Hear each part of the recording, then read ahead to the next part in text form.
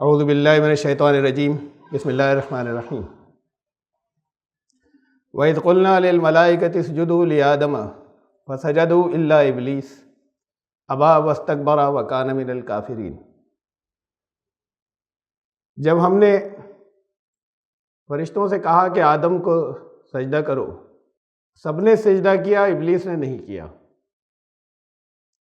اس نے انکار کیا، استکبار یعنی اہنکار، گھمنڈ کیا اور کفر کرنے والوں میں سے ہو گیا۔ میں پہلے اس سیکوینس کی آیات جو ہیں اس مضمون کی، یہ مضمون جہاں سے جہاں تک چلا ہے وہ ایک ساتھ پڑھ لوں، اس لیے کہ بہت سے سوالات پیدا ہوتے ہیں، وہ انٹر کنیکٹڈ ہیں، تو اس لیے پہلے اس کا ترجمہ ہم ایک ساتھ پڑھ لیتے ہیں اور پھر شروع کریں گے اس آیت سے دوبارہ۔ وَقُلْنَا يَا آدَمُ اسْكُنْ أَنْتَ وَزَوْجُكَ الْجَنَّةَ وَكُلَا مِنْهَا رَغَدًا حَيْثُ شِئْتُمَا وَلَا تَقْرَبَا هَٰذِهِ الشَّجَرَةَ فَتَكُونَا مِنَ الظَّالِمِينَ۔ اور ہم نے آدم سے کہا کہ تم اور تمہاری زوجہ، تمہاری بیوی، سکونت اختیار کرو، رہو جنت میں اب، اور اس میں سے جہاں سے چاہو اور جو چاہو وہ کھاؤ، لیکن اس ایک شجر کے پاس، اس ایک پیڑ کے پاس مت جانا، ورنہ تمہارا شمار ظالموں میں ہوگا، تم ظالموں میں سے ہو جاؤ گے دونوں۔ فَأَزَلَّهُمَا الشَّيْطَانُ عَنْهَا فَأَخْرَجَهُمَا مِمَّا كَانَا فِيهِ، تو شیطان نے انہیں ہٹا دیا وہاں سے جس حالت میں وہ تھے، اور ان دونوں کو جس میں وہ تھے وہاں سے نکلوا دیا، اس حالت سے نکلوا دیا۔ تو پھر ہم نے کہا کہ اب اترو، تم میں سے بعض اب بعض کے دشمن ہوا کریں گے، اور اب زمین میں تمہارے لیے ٹھکانہ ہے اور تمہاری ضرورت کا سامان ایک خاص مدت تک کے لیے۔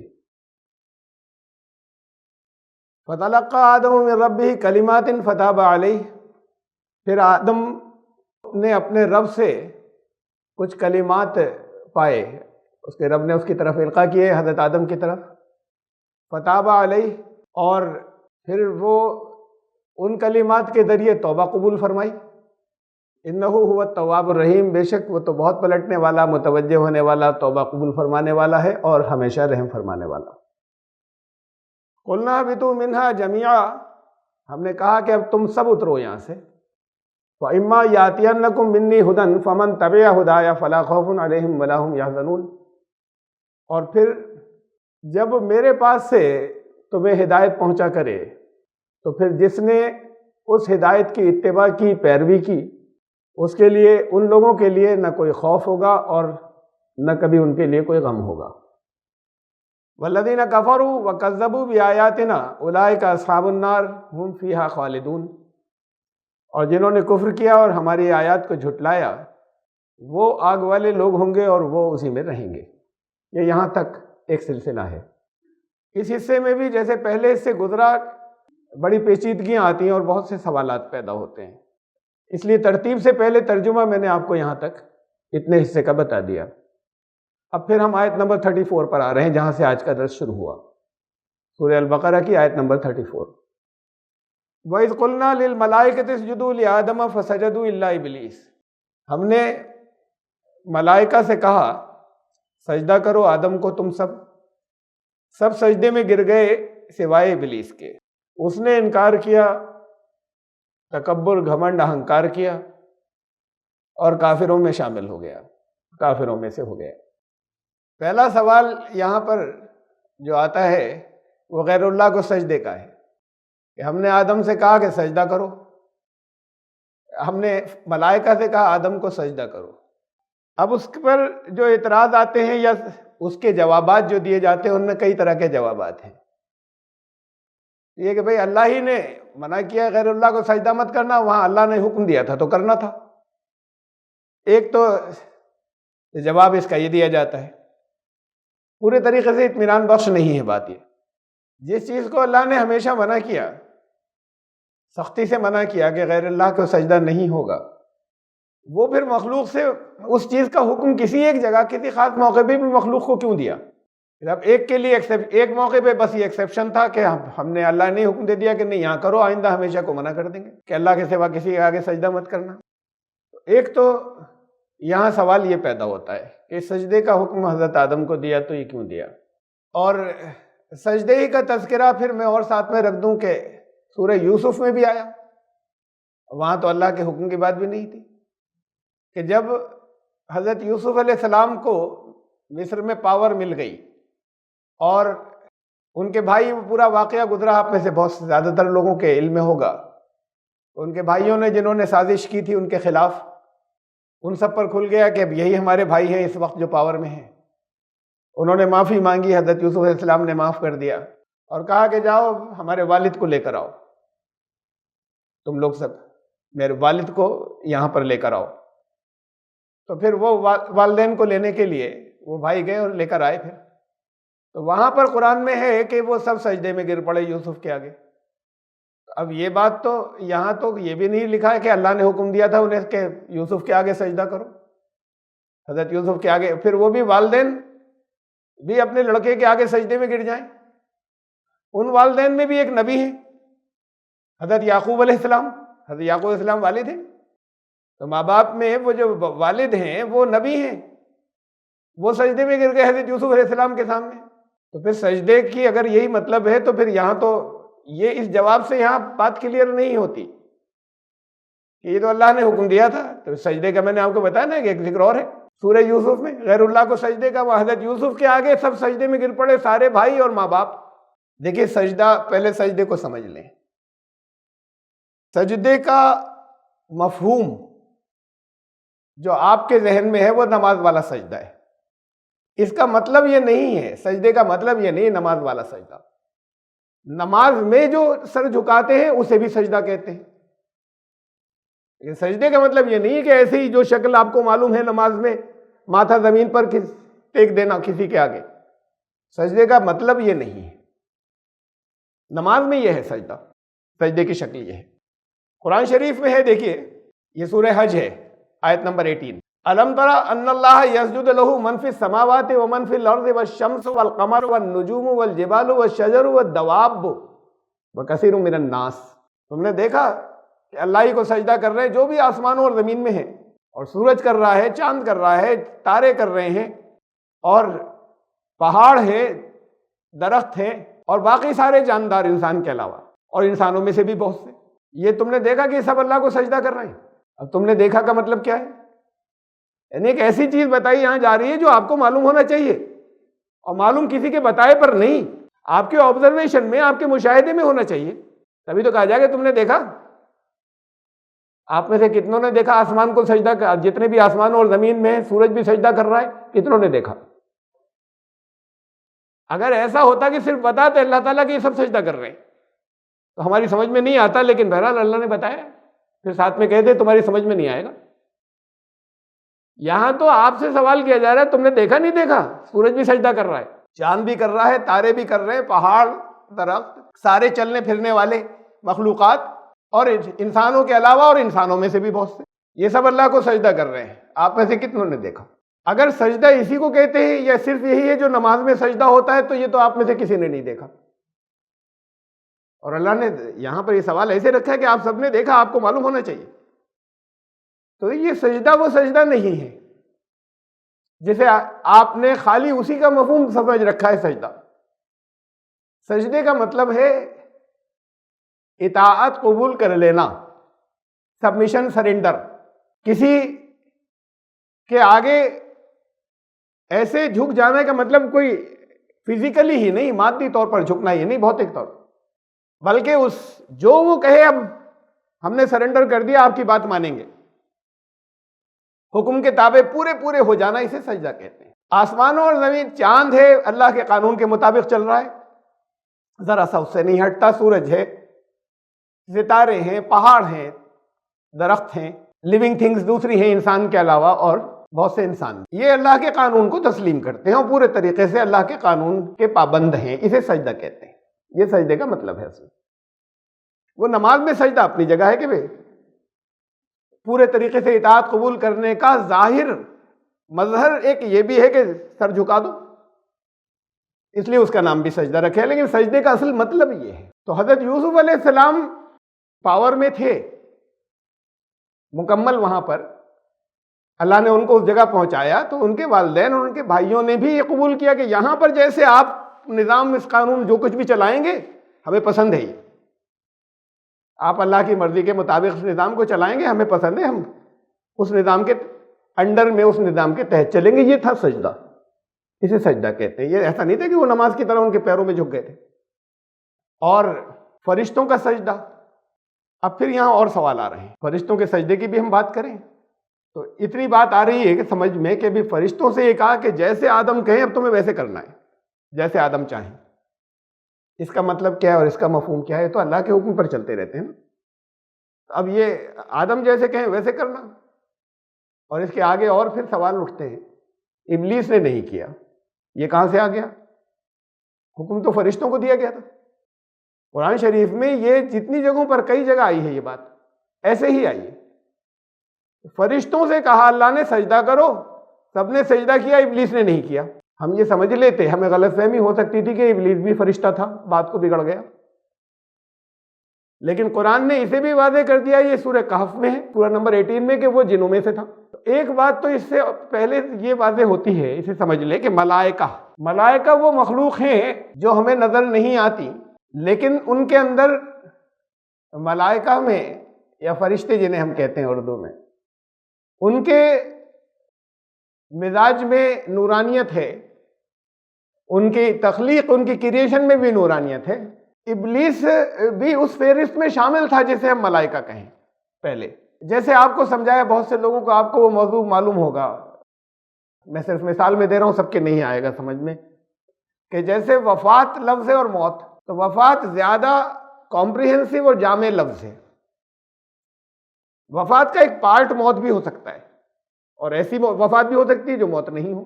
وفات کا مطلب وڈرا کر لینا، لے لینا، کھینچ لینا، کھینچ کر واپس کر دیا جاتا ہے، موت سے واپسی نہیں ہوتی۔ ایسی وفات جس سے واپسی نہیں ہوتی وہ موت ہے۔ اس کے علاوہ بھی وفات ہوتی ہے جس سے واپسی ہو جاتی ہے۔ قرآن نے کہا هو الذی یتوفاکم باللیل، وہ تم سب کو روز رات کو وفات دیتا ہے، تمہارے نفوس کو، تمہارے نفسوں کو وڈرا کرتا ہے، پھر واپس بھیج دیتا ہے۔ اللہ یتوفی الانفس حین موتہا والتی لم تمت فی منامہا، اللہ وفات دیتا ہے دو طرح کی، جب تمہاری موت آتی ہے تب بھی وفات ہوتی ہے، اور جب موت نہیں آئی ہوتی اور تم نیند کی حالت میں ہوتے ہو تب بھی وفات ہوتی ہے۔ یہ دو طرح کی ہوتی ہے وفات۔ تو یہ وفات زیادہ کمپریہنسو، زیادہ جامع لفظ ہوا، جس کے دو حصے ہیں۔ ایک ایسی وفات جس سے واپسی نہیں ہوتی، اسے موت کہتے ہیں۔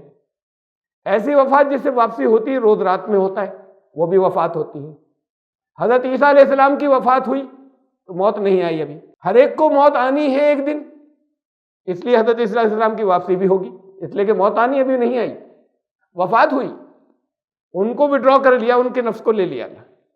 ایسے ہی جیسے قرآن کی ایک ٹرمینالوجی ہے، الذین آتیناہم الکتاب یا الذین اوتوا الکتاب، جنہیں کتاب دی گئی یا جنہیں ہم نے کتاب دی، یہ کمپریہنسو ٹرمینالوجی ہے، جامع۔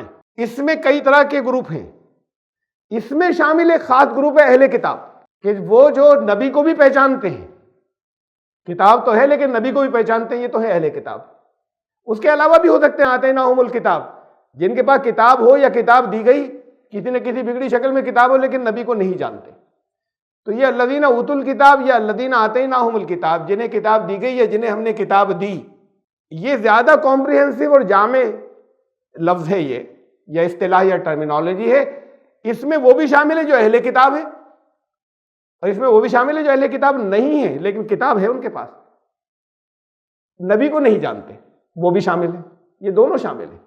یعنی اہل کتاب کو ہم کہہ سکتے ہیں الذین اوتوا الکتاب، تو وہ زیادہ کمپریہنسو ورڈ ہے، اور کچھ اور لوگوں کو بھی کہہ سکتے ہیں جو نبی کو نہیں پہچانتے لیکن کتاب ہے ان کے پاس۔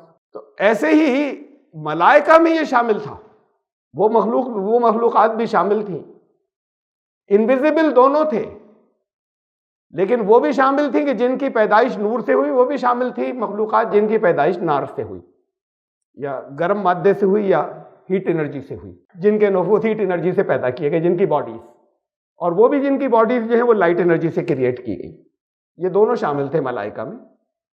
ابلیس ان کا یہ پہلا جیسے آدم وہاں ایک ہی انسان ہے، ایسے ابلیس وہاں پر ابھی ایک ہی نمائندہ ہے اس نسل کا جو آئے گی آگے. اس کو پہلے پیدا کیا، یہ بھی قرآن نے دوسرے کہا کہ اس سے پہلے ہم نے جنوں کو پیدا کر دیا تھا انسان کو لانے سے پہلے. تو جیسے آدم اکیلے، اس نسل کا بھی اکیلا ہے، اور یہ جو جگہ بھی ہے کائنات کی اللہ جانتا ہے، ہمیں نہیں معلوم. ہم یہ کہے 7ویں آسمان پہ، فلاں آسمان پر، یہ سب بات یہ ہمیں نہیں معلوم. ایک لفظ ایسی آ جاتا ہے ہم لکھ دیتے ہیں، اس کا کوئی خاص مفہوم نہیں. ملأ اعلیٰ کون سی جگہ ہے؟ ملأ اعلیٰ یعنی اوپر کہیں کسی جگہ، اللہ جانتا ہے. جہاں یہ ملائکہ جو ہیں وہ اللہ سے حکم لیتے ہیں، اللہ سے احکامات لیتے ہیں، اس جگہ بھی حضرت آدم بھی ہے کریٹ کیے جانے کے بعد، پیدائش کے بعد، اور اس جگہ ابلیس بھی موجود ہے. اور ابلیس کا شمار اس میں ہو رہا ہے. ان کو آدم کو مٹی سے پیدا کیا، باڈی کو ان کی مٹی کا مفہوم بھی سمجھ لیا، آگے آئے گا تو زیادہ تفصیل سے ہم لیں گے جب جن جن موقعوں پہ آئے گا پیدائش کے مراحل. مٹی کا مطلب ہے ارتھ کے ایلیمنٹ سے، زمین کے عناصر سے.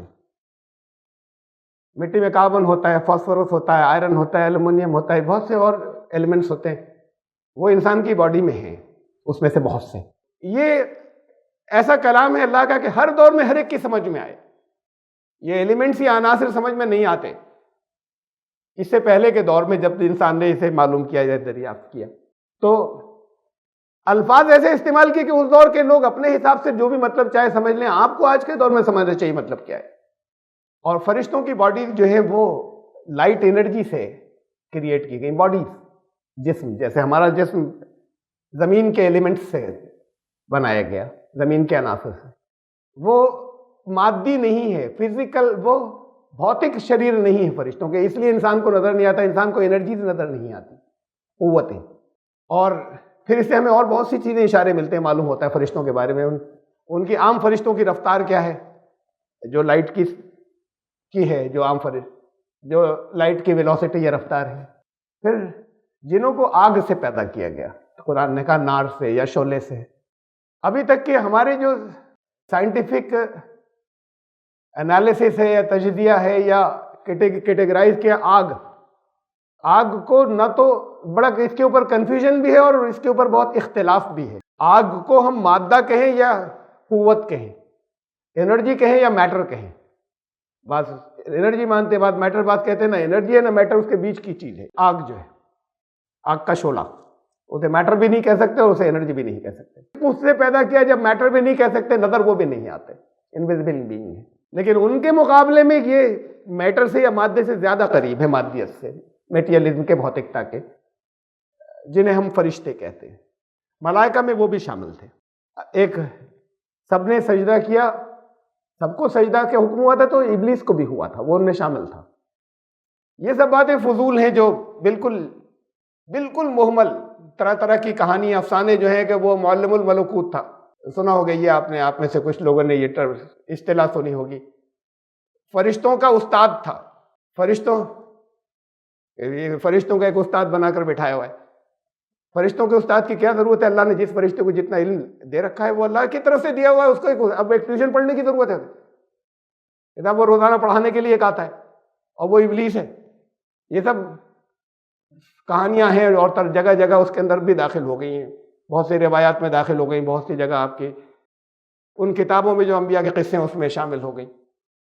فرشتے اللہ کی وہ مخلوق ہیں جنہیں اللہ نے جس کو جتنی ضرورت ہے اتنا سکھا کر پیدا کیا ہے، اور ان کی ٹیچنگ نہیں چل رہی ہے روز.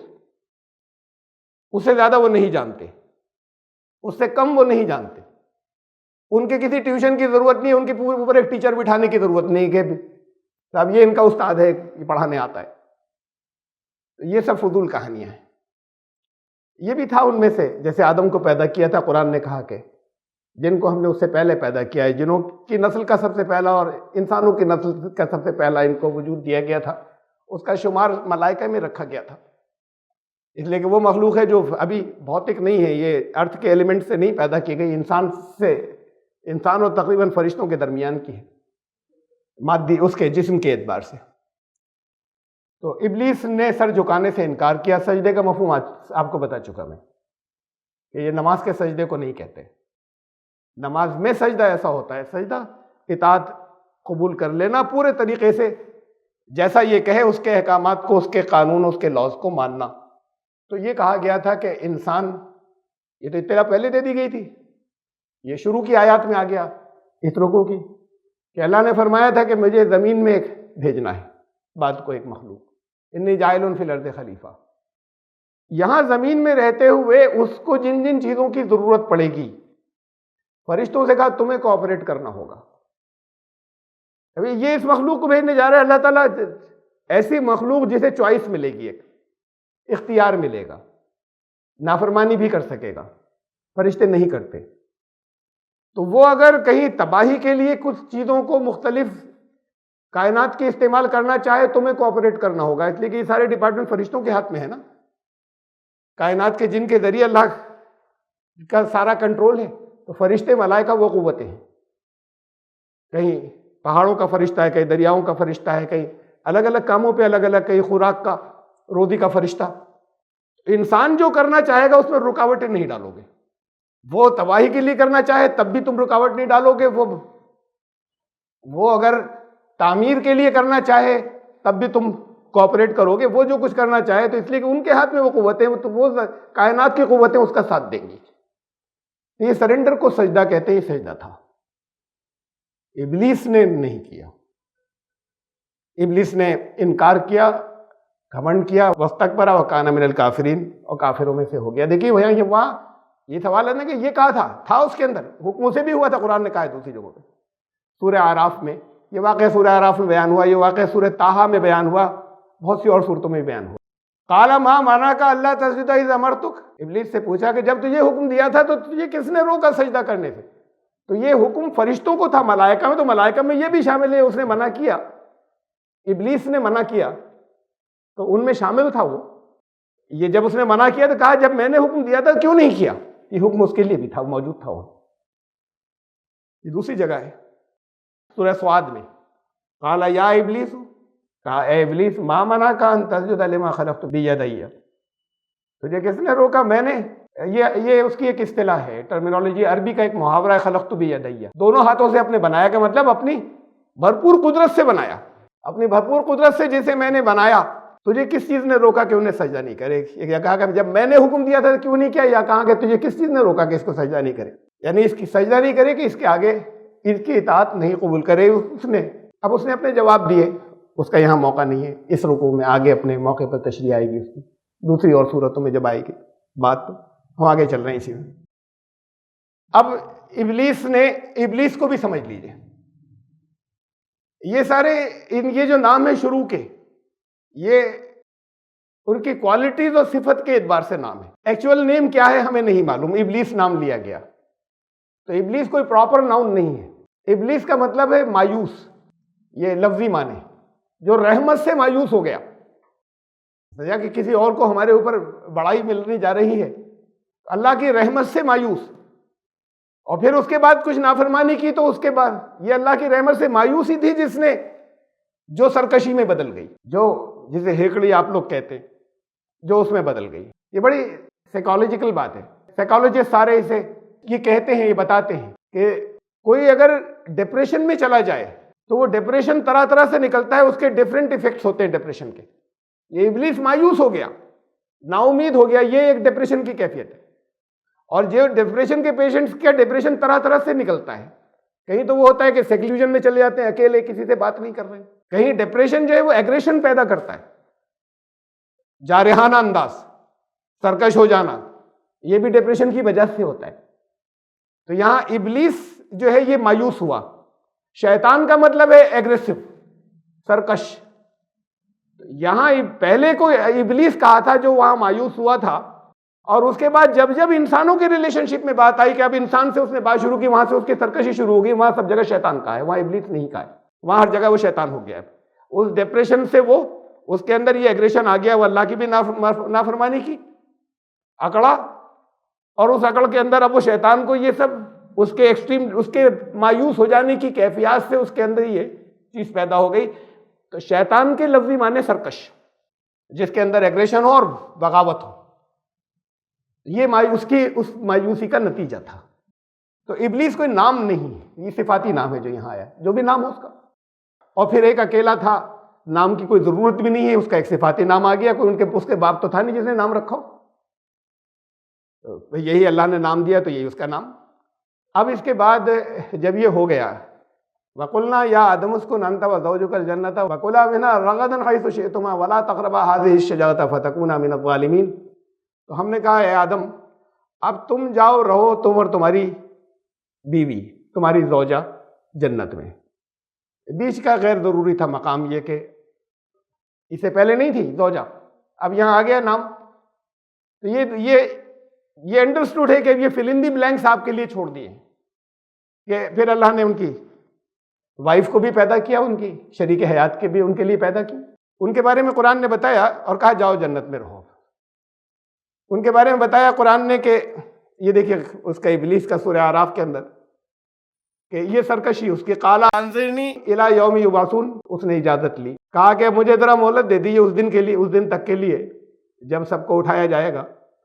قال انک من المنظرین، فرمایا جاؤ تمہیں ہے مہلت۔ قال فبما اغویتنی لاقعدن لہم صراطک المستقیم، نے کہا کہ یہ آپ نے مجھے ڈوش دیا ہے، یہ سرکشی، یہ بچے باپ سے ایسی باتیں کرنے لگتے ہیں، جانتے ہیں چیزیں، جانتے ہیں کہ نقصان کی بات ہوگی، لیکن جیسے غصہ آتا ہے، جہاں ایگریشن ہوتا ہے نہیں کرتا ہے پرواہ اپنی جان کی، اپنے مرنے کی، اپنی تباہی کی۔ آپ نے مجھے یہ ڈوش دیا، یہ آپ نے مجھے گمراہ، تو اب میں بھی سیدھے راستے پہ دے دی نا آپ نے مجھے مہلت، اب میں سیدھے راستے پہ بیٹھوں گا، جہاں سے بھی یہ چاہے گا اور اس کو ہٹا دوں گا وہاں سے۔ اس کی وجہ سے ہوا ہے میرے ساتھ ہی، مہلت دے دی تھی اللہ نے، کہا جاؤ تمہیں دی مہلت۔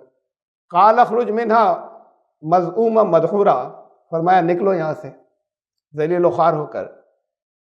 لمن تبعک منہم لاملأن جہنم منکم اجمعین، اب جو بھی تمہاری اتباع ان میں سے کریں گے، جس کی تم بات کر رہے ہو کہ میں بہکاؤں گا، سب نہیں ہوں گے، ان میں سے جو بھی کریں گے میں ان سب کو جہنم، تمہیں بھی اور ان سب کو تمہارے ساتھ جہنم میں بھیج دوں گا۔ یہ درمیان میں نے کچھ اس سے آپ کو بتایا، اس سے یہ آگے جو آیات آ رہی ہیں اس میں جو سوالات ہوتے ہیں وہ ختم ہوتے ہیں، انہیں ان کے ایکسپلینیشن میں مدد ملے گی۔ اب کہا، یہ بھی سورہ اعراف میں، وہاں آدم سے کہا یا آدم اسکن انت وزوجک الجنہ، جاؤ آدم تم اور تمہاری زوجہ بیوی جاؤ جنت میں۔ سین کاف نون، اسکن مانے ٹھہرنا، اسی سے لفظ مسکن ہے اردو میں بولا جاتا ہے، ٹھہرنے کی جگہ، گھر، اسی سے لفظ سکون ہے، یہ بھی آپ اردو میں بولتے ہیں شانتی، اور یہ ایک ہی مادے سے ہیں دونوں، سین کا سا کا نا سے سکون، مسکن ٹھہرنے کی جگہ، اس لفظ کے یہ دونوں معنی ہیں۔ اس سے ایک بات ہمیں اور معلوم ہوتی ہے، یہ قرآن کی زبان ہے عجیب، اس مادے سے یہ دو جو آتے ہیں چیزیں، سکون ہمیشہ وہاں ملتا ہے جہاں انسان ٹھہرتا ہے، جہاں اس کا آخر گھر ہوتا ہے، ٹھکانہ ہوتا ہے۔ کتنے سٹارز کے ہوٹل ہوں جہاں پہ ٹھہریں، بڑے آرام سے آپ گھومیں پھریں، جائیں تفریح کریں، چند دن عیش کریں گے، اس کے بعد سکون گھر پر آ کر ملتا ہے۔ اگر مستقل رہ جائیں تو پھر گھر جانے کا دل چاہتا ہے آخری۔ اور دنیا میں مکمل سکون اس لیے نہیں ملے گا کہ اصل ٹھہرنے کی جگہ یہ نہیں، یہ بھی آخری مسکن نہیں ہے، اس لیے کمپلیٹ یہاں پر مکمل سکون ہو جائے نہیں ہوگا، وہ تو پھر آخری ٹھہرنے کی جگہ ہو سکتا ہے جہاں ہوگا۔ کہا آدم سے جاؤ سکون، یہ دونوں معنی ہو گئے اب اس میں، جاؤ وہاں ٹھہرو اور وہاں تمہارے لیے شانتی ہے، سکون ہے، تم اور تمہاری زوجہ جنت میں۔ یہ زوجہ کہاں سے آئیں، یہ تھے قرآن نے ایکسپلین کیا ہے، سورہ نمبر 4 سورہ النساء پہلی آیت ہے، یا ایھا الناس اتقوا ربکم الذی خلقکم من نفس واحدہ، دنیا کے انسانوں تمہیں اللہ نے ایک نفس سے پیدا کیا۔ دیکھیں روح کی بات نہیں ہو رہی، نفس اور روح دو الگ الگ چیزیں، اس کو کنفیوز مت ہوئیے گا، آگے فرق کبھی کسی اور جگہ آئے گا تو میں بتاؤں گا۔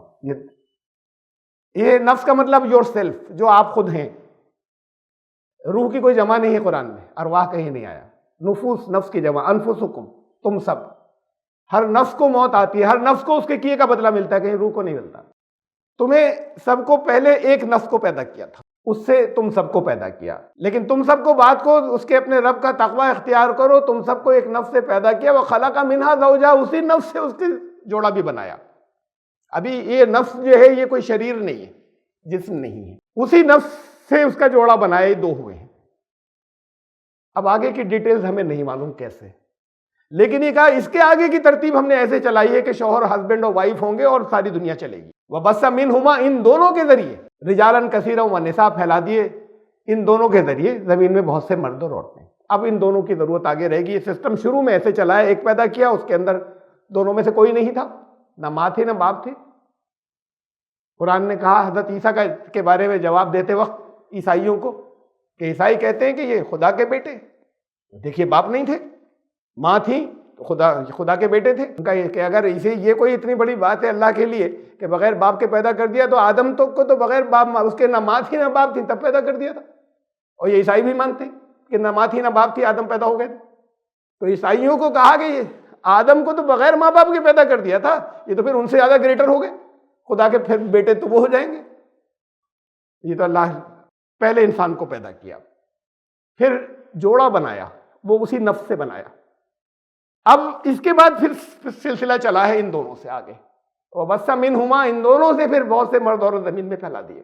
اس وقت یہ آگے پھر تفصیلات ہیں قرآن کے اندر، اشارے ہیں کہ ان کی جینز ان کے اندر رکھی تھیں، ان سب کے اندر کیا کیا تھا۔ اور پھر یہ ہم اس وقت جو ریکارڈ ہوتا ہے انسان کا، وہ جس چیز کے اندر ہوتا ہے اسے ڈی این اے کہتے ہیں۔ سارے ٹریٹس، سب اس کی صفات، کس مزاج کا ہوگا، کیسا ہوگا، شکل صورت کیسے ہوگی، اس کی ڈرا بیکس، کمزوریاں کیا ہوں گی، جسم سے متعلق ساری جتنی انفارمیشن ہوتی ہے وہ سب ڈی این اے میں لکھی ہوتی ہے، نظر نہیں آتا آنکھ سے، اتنا چھوٹا سا ہوتا ہے، اتنا باریک ہوتا ہے۔ اب مردے میں سے نکال لیتے ہیں ڈی این اے، ہزاروں سال پرانی ممیز میں سے نکال لیا ڈی این اے ان کی ہڈی میں سے، اور بتایا کہ یہ نسل ایسی تھی، اس کی شکل ایسی تھی، اس کی پوری شکل ایسی تھی، بال ایسے تھے، آنکھوں کا رنگ ایسا تھا، یہ ابھی نکالا ہے، اور پورا اس کا اسکیچ آیا ہے کہ یہ اس شکل صورت کا تھا۔ وہ ایک مردے میں سے، ایک ممی میں سے نکالا، ایک ڈی این اے لیا، وہ ڈی این اے میں انفارمیشن۔ تو اب اس کے آگے سلسلہ چلے گا۔ اب آدم میں سے یعنی اس سے کریٹ کیا جا سکتا ہے، اسے آدم سے ہوا کو پیدا کیا، جنہیں ہم اپنی زبان میں ہوا کہتے ہیں، اور اس کے بعد پھر آگے دونوں کو چلایا، دونوں کی نسل چلائی بہت سے۔ اب ان دونوں سے کہا کہ جاؤ جنت میں رہو۔ یہ درمیان کی چیزیں جو وہاں چھوڑ دی تھی، کہا کہ یہ زوجہ کہاں سے آئی تھی، وہاں ضرورت نہیں تھی، کہا اس وقت پیدا کر دیا تھا انہیں بھی، کہا جو دونوں جاؤ جنت میں رہو اور سکون حاصل کرو، سکون سے رہو۔ پھر یہ بھی درمیان میں ابھی آئے گی بات، اس لیے دوسری جگہ سے میں ایکسپلین کرتا چل رہا ہوں، سوالات آئیں گے بیچ میں۔ سورہ طٰہٰ ہے جہاں اس واقعے کو تفصیل سے بیان کیا ہے۔ وَقُلْنَا يَا آدَمُ إِنَّ هَٰذَا عَدُوٌّ لَكَ وَلِزَوْجِكَ، یہ بھی بتا دیا تھا جب جنت میں بھیجا کہ بڑا یہ دشمن ہے اب تمہارا، جس نے یہ کہا اکڑا ہے جو یہ اب تمہارا ہمیشہ کے لیے دشمن ہو گیا، اسے یاد رکھنا۔ فَلَا يُخْرِجَنَّكُمَا مِنَ الْجَنَّةِ فَتَشْقَىٰ، جنت میں سے تمہیں نکال نہیں دے، یہاں بہت آرام ہے، آگے پھر مشقتیں ہیں، تم تکلیفوں میں پڑ جاؤ گے، تمہیں جنت سے نکلوا نہیں دے، دشمن ہے، اس سے ہوشیار رہنا۔ یہ بات بھی بتائی جا چکی ہے۔ یہ سب ایکسپلینیشن اس لیے دے رہا ہوں مختلف اور جگہوں سے قرآن کے اس واقعے کے نکال کر کے، اس صورت میں جو ہم پڑھ رہے ہیں وہ سمجھ میں آئے۔ اب آگے واپس ہم نے آدم سے کہا جاؤ تم اور تمہاری زوجہ جنت میں رہو۔ اب یہ بات سب ذہن میں رہے کہ جس وقت یہ کہا ہے اس سے پہلے یہ بتایا جا چکا ہے کہ یہ دشمن ہے، تمہیں نکلوا دے گا، یہ یہاں بہت سکون سے ہو، اور وَكُلَا مِنْهَا رَغَدًا حَيْثُ شِئْتُمَا، جو دل چاہے، جہاں سے دل چاہے کھانا۔ سب سے پہلی بات جو جنت میں کہ جہاں سے جو دل چاہے کھانا، اس کا مطلب جنت وہ ہوتی ہے کہ جہاں وہ جگہ جنت ہے جہاں کوئی بھوکا نہیں رہے۔ زمین پر بھی جنت وہی ہوگی جہاں کوئی بھوکا نہیں رہے، اور زمین کی جنت کا بہت ذکر کیا قرآن میں، کبھی موقع پہ آئے گی تو بتاؤں گا، لیکن اسے دیکھیے اس جنت کے بارے میں سورہ طٰہٰ میں یہ کہا کہ جنت کی پہچان یہ ہے، یعنی جس میں بھیجا تھا آدم کو، تو یہاں پہ جنت اسے کہتے ہیں یہاں پہ، اور جنت کے لفظی ترجمہ ہے باغ، گارڈنز، ہریالی ہریالی، دل بھی خوش رہے۔ ان لک اللہ تجوع فیہا ولا تعری، کیا کیا ہوگا؟ یہ تو بھوک نہیں ستائے گی، ننگے نہیں رہو گے، کپڑے ملیں گے، جنت کے اندر تم ننگے نہیں ہوگے۔ جنت وہ ہے جہاں تم کوئی بھوکا نہیں ہوگا، کوئی ننگا نہیں ہوگا، اور جنت وہ ہے انک لا تظمأ فیہا ولا تضحیٰ، پیاسا بھی نہیں ہوگا، نہریں بہتی ہوں گی، پانی کا انتظام ہوگا، یہ باٹل خریدنی نہیں پڑیں گی، آر او لگانے نہیں پڑیں گے کہ پانی اچھا پانی ملے گا، سب کو ملے گا۔ ولا تضحیٰ، سر چھپانے کی جگہ ہوگی، ایسا نہیں ہے کہ سر چھپانے کی جگہ نہیں ہے، دھوپ میں تنگ ہو رہے ہیں۔ تو پھر جنت وہ جگہ ہے جہاں انسان کوئی بھوکا نہ رہے، جہاں پیاسا نہیں رہے، جہاں اس کے لیے سر چھپانے کی جگہ ہو، ایک مکان ہو، اور جہاں اس کو بھوک نہیں ستا ہے، جہاں اس کے لیے پہننے کے لیے لباس ہو۔ یہ ہے بیسک نیڈس۔ یہ کسی کی بھی، یہ جس معاشرے، جس سوسائٹی کے اندر یہ چیزیں پوری ہو جائیں گی وہ جنت ہوگی، اور جہاں اس میں سے کچھ بھی کمی رہ گئی تو وہ جنت نہیں ہوئی ابھی۔ یہ جنت کے لیے خاص پہچانیں جو بتائیں، بالکل شروع میں جو کچھ چیز شروع کی انسان کے کو لے کر جو بتائی تھی وہ یہ چیزیں تھیں۔ اب حضرت آدم سے اتنی بات اور پھر کہی آگے، اسی آیت کی چل رہی ہے، وَلَا تَقْرَبَا هَٰذِهِ الشَّجَرَةَ فَتَكُونَا مِنَ الظَّالِمِينَ۔ اور دیکھو یہ جہاں سے جو دل چاہے نہ کھانا، لیکن ایک شجرہ ہے، ایک پیڑ ہے، اس کے قریب مت جانا ورنہ تم ظالموں میں سے ہوگے۔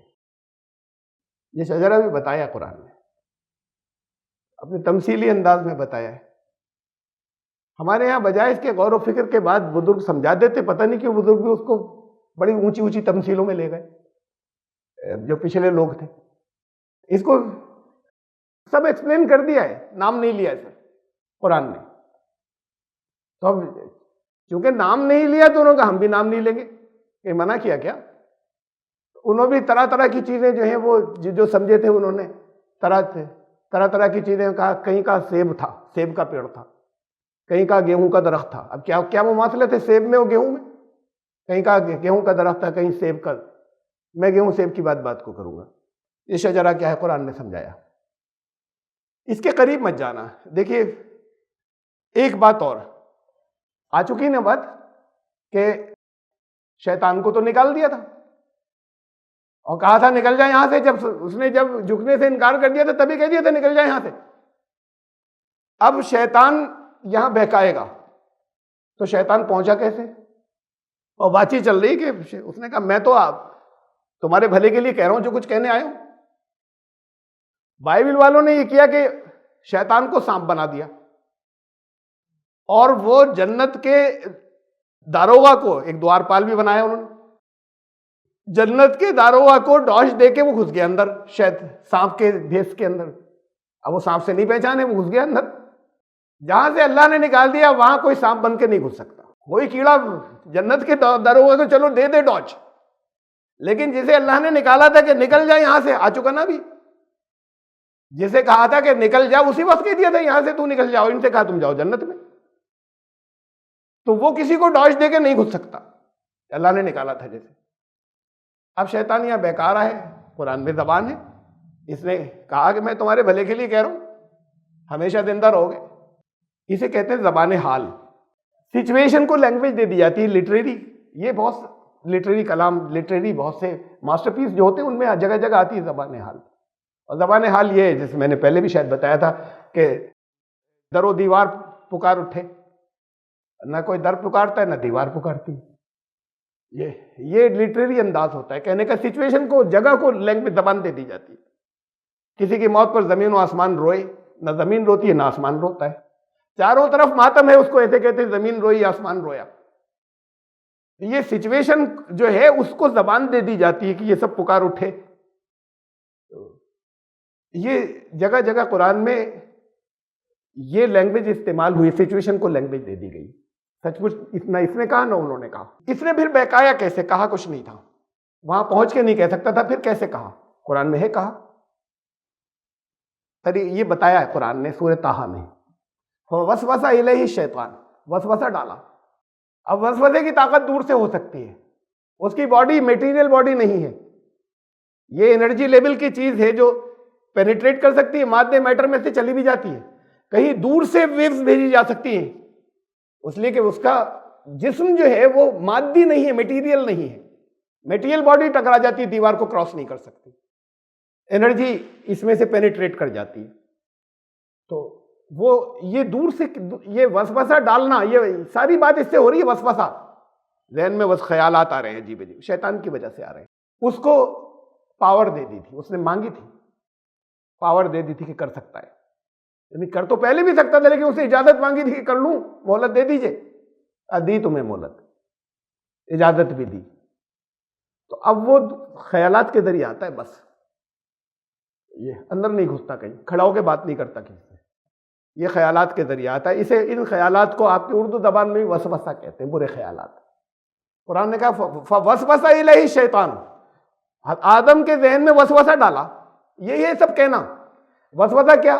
برے خیال آ رہے ذہن میں، مطلب وہ چیز خیال ذہن میں آ رہے ہیں تو ان کے اپنے ذہن میں ڈیبیٹ چل رہی تھی ایک، تو جو برا خیال آتا تھا شیطان کی وجہ سے آتا تھا کہ شیطان نے یہ کہا، آتا تھا شیطان کی وجہ سے، تھا ان کے اپنے ذہن کے اندر، اپنے ذہن میں ڈیبیٹ ایک چل رہی تھی، اس کو وہ ہٹاتے تھے، جواب دیتے تھے، تو یہ ہے کہ آدم نے شیطان کو یہ جواب دیا، یہ ہے سچویشن کو لینگویج دینا، پہنچ نہیں سکتا تھا وہاں، انٹری تو بیان اللہ نے کر دی تھی، وہ کہیں بھیس ویس بدل کر نہیں پہنچا، اس نے وسوسہ ڈالا، یہ دور سے کر سکتا ہے، قال یا آدم، اور یہ کہا، وسوسہ ڈالا، کہا کا مطلب یہی، وہ جو وسوسہ شین میں جو خیال پیدا ہوا ہے شیطان کی وجہ سے ہوا، یہی شیطان کا کہنا ہے، شیطان تم سے یہ کہہ رہا ہے، آپ کے ذہن میں جتنے وسوسے آتے ہیں یا برے خیالات آتے ہیں وہ شیطان کی وجہ سے آتے ہیں، وہ اس وقت شیطان آپ سے کچھ کہہ رہا ہوتا ہے، تو شیطان نے ایسے کہا آدم سے، اور اسی لیے ایک باریک بات ہے، اسے اور سمجھتے چلیے، حدیث میں آتا ہے کہ کہیں اچھے کام کا ارادہ کرے ایک اجر ہو جاتا ہے، ارادے سے، نیت سے، پھر عمل کرے تو ایک اور برے کام کا ارادہ کرے، ریکارڈ تو ہوا لیکن معاف ہو جاتا ہے، ابھی ارادہ کیا تھا، عمل نہیں کیا تھا، عمل کرے گا تو پھر اس برائی کا حساب دینا ہوگا، لیکن خالی جب تک اس کی ارادہ تھا، نیت تھی، اس کا حساب نہیں دینا ہوگا، ریکارڈ تو ہوگا۔ ایسا کیوں ہے؟ اس لیے کہ شیطان کو پاور دے رکھی، وہ جو آیا تھا دماغ میں اس کی وجہ سے آیا تھا، آپ کو اختیار دیا کہ چاہے تو کریں اور چاہے تو نہیں کریں، تو جو اپنے اختیار سے برا کام کیا اس کا حساب دینا ہوگا۔ شیطان کو پاور دے دی تھی کہ تم وسوسہ ڈال سکتے ہو، اس کی وجہ سے ایک وسوسے آئے تھے، تو اس لیے ذہنوں میں اگر برے خیالات آتے ہیں تو اس سے لڑ لینا انسانیت ہے، آتے ہیں یہ تو پھر شیطان کو پاور دی اس لیے آ جاتے ہیں۔ صحابہ کے بھی آ جاتے تھے وسوسے، کہتے تھے کہ ہم تو ڈر جاتے ہیں کہ ہم کہیں منافق تو نہیں ہو گئے۔ فوسوس الیہ الشیطان قال یا آدم، شیطان نے یہ کہا، اس وسوسے کے ذریعے کہا، اس مینٹل ویو کے ذریعے یہ بات کہی، اے آدم، هل ادلک علی شجرۃ الخلد وملک لا یبلی، تمہیں شجرۃ الخلد، تمہیں اب یہی لفظ آ رہا ہے شجرہ، اس کا خیال رکھیے گا، اسے میں بتاؤں گا کیا ہے، لیکن شجرہ ہی لفظ یہاں پہ بھی آ رہا ہے، تمہیں خلد، ہمیشہ کی زندگی کا شجرہ بتاؤں میں؟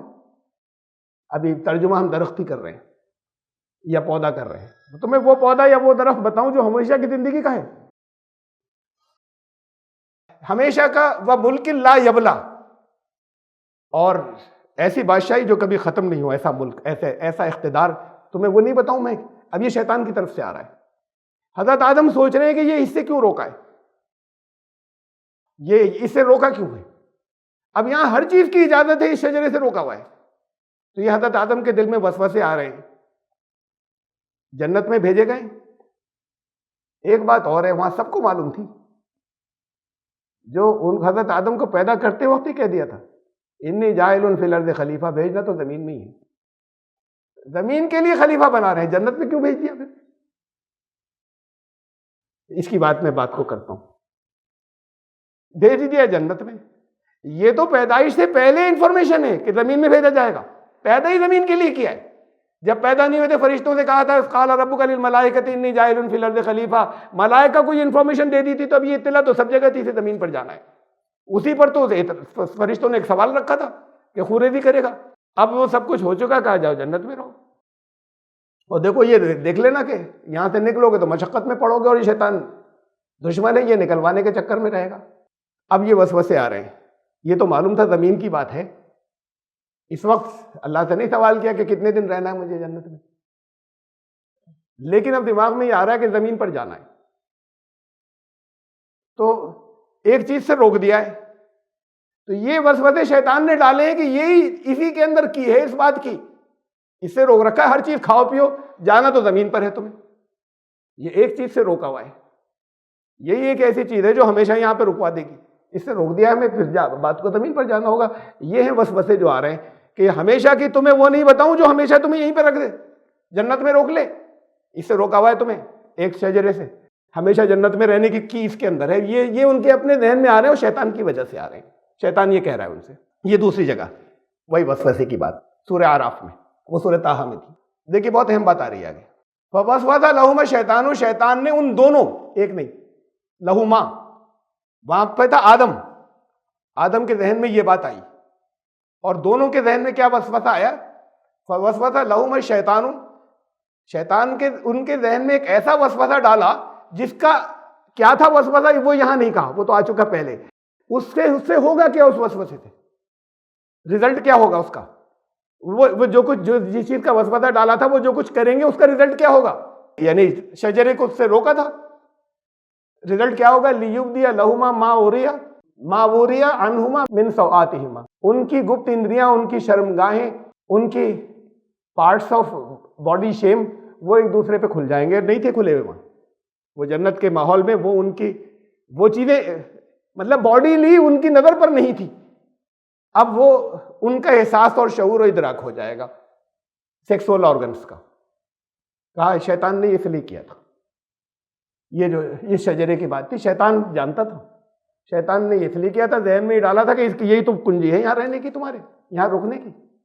یہ الفاظ بڑے اہم ہیں. اس کے بعد اور پھر وقالا، یہ سورہ اعراف میں اس کے آگے وقالا، اور کہا کا مطلب وہی وسوسے کے ذریعے یہ ڈالا. ما نہاکما ربکما عن ہذہ الشجرۃ، یہ اس سے جو روکا ہوا ہے، جس کے ذریعے شرمگاہیں ایک دوسرے پہ کھل جائیں گی، اس سے جو روکا ہوا ہے، الا ان تکونا ملکین، یا تو ہم فرشتوں کی طرح ہو جائیں گے، تاکہ ہم فرشتوں کی طرح نہیں ہو جائیں. فرشتے ہمیشہ یہ رہتے ہیں، ہمیں جانا ہے زمین پر، الٹیمیٹ ڈیسٹینیشن تو پہلے سے معلوم ہے، چاہے جس وجہ سے بھی جائیں.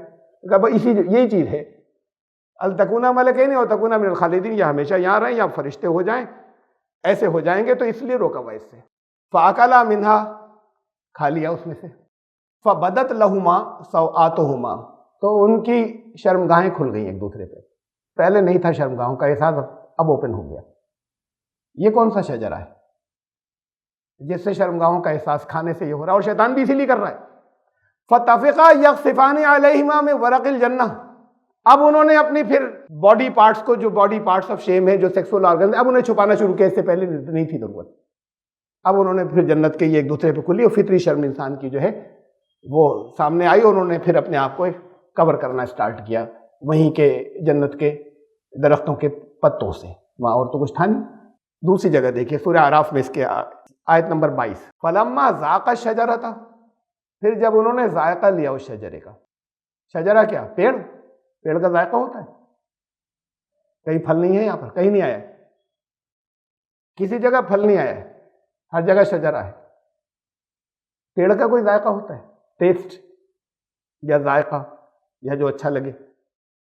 فلما ذاق الشجرۃ، پھر انہوں نے جب چکھ لیا اس کا ذائقہ، اس شجرے کا. بدت لہما سوآتہما، پھر ان کی شرمگاہوں کا ایک دوسرے کے احساس ہو گیا، وہ ایک دوسرے پہ کھل گئی. وَطَفِقَا يَخْصِفَانِ عَلَيْهِمَا مِنْ وَرَقِ الْجَنَّةِ، اور پھر انہوں نے اس کو پھر اب جو ایکسپوز ہو گئی تھی، ایک احساس ہو گیا تھا، اس کو چھپانا شروع کیا ایک دوسرے سے جنت کے درخت کے پتوں سے. اور ایک بات اور بہت اہم ہے جو یہاں 7:22 یہ چل رہا ہے حضرت آدم والا، یہ رکوع چل رہا ہے. یہ دوسرا رکوع ہے سورہ اعراف کا جو شروع ہوا ہے. اس کے اندر آیت نمبر 11 سے شروع ہوا ہے، سورہ نمبر 7 سے. حضرت یہ آدم اور ابلیس اور ہوا والا سارا قصہ اور فرشتوں کا. اب اسی میں سے میں نے کچھ آیات آپ کو کوٹ بھی کی تھی، مختلف وسوسے کی. اور اس کے آگے جیسے یہ ختم ہوا، یہ آیت کوٹ کی تھی، وہ آدم اس کو انت وزوجک الجنہ، ہر جگہ سے جہاں سے دل چاہے کھانا. پھر شیطان نے وسوسہ ڈالا، فوسوس لہما الشیطان لیبدی، تاکہ وہ ان کے شرمگاہیں ایک دوسرے پہ کھل جائیں. اب آگے چل رہا ہے، شیطان نے بہکا دیا. قالا، انہوں نے معافی مانگی، اللہ نے کہا اترو. قالا، وہیں اب رہو گے زمین میں. آگے سورہ بقرہ میں تو آگے آئے گا، اس میں یہ ساری تفصیلات چل رہی ہے. قال فیہا تحیون فیہا تموتون ومنہا تخرجون، وہیں سے تم واپس نکلو گے، اب تمہیں زمین پر جانا ہے. اس کے بعد یہ رکوع ختم ہوا، یہ بیان ختم ہوا سورہ اعراف میں. جیسے یہ بیان ختم ہوا ہے اس کے بعد شروع کیا ہوا ہے؟ یا بنی آدم، اے آدم کی اولادو، اب قد انزلنا علیکم لباسا، دیکھو تمہارے لیے ہم نے لباس نازل کیا ہے، کپڑے. یواری سوآتکم وریشا، زینت تو ہے تمہارے لیکن تمہیں اپنی شرمگاہوں کو بھی چھپانا ہے اس سے. ولباس التقویٰ ذالک خیر، اور تقویٰ سب سے اچھا لباس ہے، ورنہ کپڑے پہن کے بھی ننگے ہو جاتے ہیں لوگ. اس کے آگے فرمایا اگلی آیت میں، یا بنی آدم، اے آدم کی اولادو، لا یفتننکم الشیطان، دیکھو شیطان تمہیں فتنے میں نہیں ڈال دے. کما اخرج ابویکم من الجنۃ، جیسے تمہارے والدین کو نکلوا دیا تھا جنت سے، تمہیں فتنے میں نہیں ڈالے. کیسے نکلوایا تھا؟ ینزع عنہما لباسہما لیریہما سوآتہما، نکلوایا ایسے تھا ان کو کہ ان کے لباس اتروا دیے تھے، ایسے نکلوایا تھا.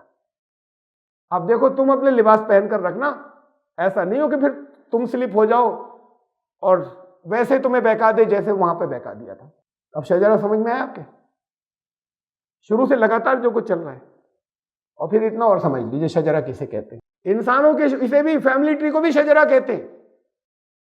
نسل کو، جیسے نسل چل رہی ہے، پہلا انسان پھر ان کی اولاد پھر ان کو ایسے شجرے تو کہتے ہیں. بھائی شجرہ لکھا تمہارے پاس ہے نہیں ہے، تمہاری گھر کا لکھا ہوا باپ کون، ان کے اوپر کون، ان کے اوپر کون، ان کے شجرہ کہتے ہیں اسے. یہ جیسے ٹری سے نسل چل رہی ہے، پیچھے نسل چلتی چلی جا رہی ہے، اس کو بھی شجرہ کہتے ہیں. تو یہ نسل چلنے کا جو یہ درخت تھا، یہ اس کو تمثیلی طور پر ہر جگہ درخت کہا ہے، لیکن درخت جو ہے وہ ذائقہ نہیں چکھا جاتا درخت کا. جب انہوں نے اس کا ذائقہ چکھا، وہ پوزیشن وہ تھی کہ انہیں ایک دوسرے کی برہنگی کا احساس ہو گیا. پھر بعد میں جیسے یہ بیان ختم ہوا، اس کے فوراً بعد کہا تم لوگ لباس پہن کر رکھنا. شیطان یہ کرتا ہے، اتروا دیتا ہے جیسے تمہارے ماں باپ کے اتروا دیے تھے اور انہیں جنت سے نکلوایا تھا. اس ساری ڈیٹیل کو کہ ان کے اندر ان کو وہاں پر روکا تھا اللہ نے، جو روکا تھا، یا یہ آزمائش تھی جو روکا تھا وہاں پر. ایک دوسرے سے کشش ہوگی ایک دوسرے میں، لیکن ایک دوسرے کے ساتھ میں یہ فزیکل ریلیشن شپ قائم نہیں کریں گے. بھائی یہ تمہیں روک دیا، باقی جو دل چاہے کرو. شیطان نے کہا شیطان نے وسوسہ ڈالا اسی میں ہے کنجی، اس لیے کہ یہ تو معلوم تھا کہ زمین پر جانا اس سے روک دیا ہے، تو اس کا مطلب یہ ہے کہ بس اسے اور کر لیں پھر یہیں رہیں گے. یہ انسان توجیحات کرتا ہے اپنی غلطیوں کی، نافرمانیوں کی. ہم تو بھلائی کے لیے کر رہے ہیں، اس میں آیا ہے سورہ اعراف میں. اس نے یہ ڈالا کہ یہ تو ہم بھلائی کے لیے کر رہے ہیں، ایک غلطی تو ہو گئی لیکن بھلائی کے لیے کر رہے ہیں. تو یہ سب وسوسوں سے آ رہا ہے، کہنے کی بات نہیں ہو رہی کہ شیطان کوئی کھڑا ہوا وہاں ابلیس سامنے کھڑا ہوا کہہ رہا ہے. تو یہ اب وہ سیب کا درخت اور گیہوں کا دانا، گیہوں کا درخت، یہ آپ کو جگہ جگہ ان کے تذکرے ملیں گے. یہ دونوں فیمیل سیکسول آرگنز کی شکلیں ہیں، سیب بھی اور گیہوں کا دانا. اس کو اس تمثیل میں ان لوگوں نے جو بس نہیں بتایا. بھائی آپ کو غور و فکر کرنے سے کون سی چیز روکتی ہے؟ یہ بتا دیا ہے جو ایک بات تفصیلات اللہ نے رکھ دیا، آپ غور کر لیجئے. لیکن وہ پھر ان کی وجہ سے لوگ اور گھومتے چلے گئے. کوئی پیڑی تو وہ جو چیزیں ایکسپلین کی تھی انہوں نے بھی ایسی ایکسپلین کی بس کہ کوئی سمجھ لے کوئی نہ سمجھے. جو نہ سمجھے نہ سمجھے. اس سے ضرورت کیا ہے؟ ضرورت ہے، بہت سخت ضرورت ہے سمجھنے کی. آپ کہتے ہیں کہ بھائی انہوں نے نہیں سمجھا تھا، بزرگوں نے نہیں کہا، آپ ہی کیوں کہ بتائے دے رہے ہیں؟ اس کی تو بہت زبردست ضرورت ہے. جنت میں رکھا کیوں تھا؟ اس سوال میں ہے ضرورت. جب زمین کے لیے پیدا کیا تھا، یہ تھے وہاں کیوں بھیج دیا؟ اس کے بعد معافی مانگنے کے بعد زمین پر بھیجا ہے. معافی مانگ کر سزا نہیں دی جاتی اگر معاف کر دیا جائے. یہ عیسائی تصور ہے کہ وہاں غلطی کرنے، پہلا گناہ کرنے کے بعد زمین پر آ گئے، پھر وہ جو ہے گناہ موروثی نسل در نسل وہ گناہ اوریجنل سین کہلاتا ہے ان کے، وہ چلتا چلا جا رہا ہے. یہ عیسائی تصور ہے کہ ہر بچہ گناہ گار پیدا ہوتا ہے اور آدم گناہ گار بن کر یہاں آئے تھے اور نکالے گئے تھے. نکالے نہیں گئے تھے، زمین کے لیے پیدا کیا تھا. پھر وہاں کیوں رکھا تھا؟ ہر بڑا اسٹیٹس دینے سے پہلے ڈائریکٹ نہیں دیا جاتا، پہلے ٹریننگ دی جاتی ہے. ٹریننگ کے لیے بھیجا گیا تھا.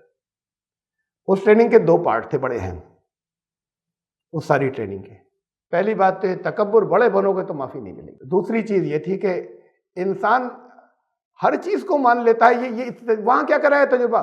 اس سے زیادہ بڑے گناہ غیر شرعی یا ایلیسٹ سیکسول ریلیشن شپ، اس سے بڑے گناہ اور بھی بہت سے ہیں. قتل ہے، دوسرے بہت سے ہیں جو اس سے بڑے گناہ ہم کہہ سکتے ہیں. اسی ایک کا تجربہ وہاں کرایا. ایلیسٹ کیا مطلب؟ روک دیا تھا تو لیتے، اللہ نے منع کیا تھا تو روک، بات ختم ہو گئی. تجربہ یہ کرایا کہ انسان سب سے زیادہ اس مقام پر سلپ ہوگا، اس لیے اس کو وہاں تجربہ اس کا کرایا. سب سے زیادہ انسان یہاں سلپ ہوگا، اور چیزوں پر اتنا سلپ نہیں ہوگا. اس لیے ان 2 چیزوں کا وہاں تجربہ کرایا. پھر انہوں نے معافی مانگی، شیطان کی طرح تکبر نہیں کیا. یہ ٹریننگ پیریڈ تھا. جاؤ اور ان کا ہو گئی ٹریننگ، اب جاؤ. زمین کے لیے تو پیدا کیا تھا.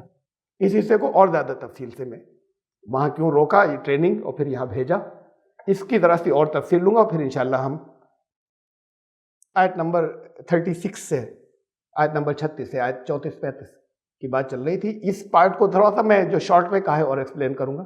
یہ امتحان وہاں جنت میں رکھنے کا مقصد ان شارٹ میں نے بتا دیا. زمین پر بھیجنا، معاف کر کے بھیجا، کہا کچھ دن تمہیں وہاں رہنا.